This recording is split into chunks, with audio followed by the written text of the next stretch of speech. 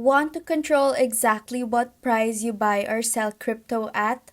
That's where limit orders come in. On Binance, a limit order lets you set the price you want to buy or sell at. Instead of accepting the current market price, you name your price, and the order will only execute if the market reaches it. Let's say you want to buy Ethereum, but only if it drops to 2,800 US dollars. Just go to the spot trading section, select Ethereum, choose limit order, enter $2,800 as your price, set how much you want to buy, and confirm the order. Your trade will only go through if the price falls to that level. Same goes for selling. If you want to sell when the price hits $3,200, place a limit sell order with that price. Once it reaches your target, Binance will automatically execute the trade. Limit orders are great if you're not in a rush and want to avoid overpaying or underselling. Just set it and wait, and that's it. That's how you use limit orders to buy and sell tokens on Binance.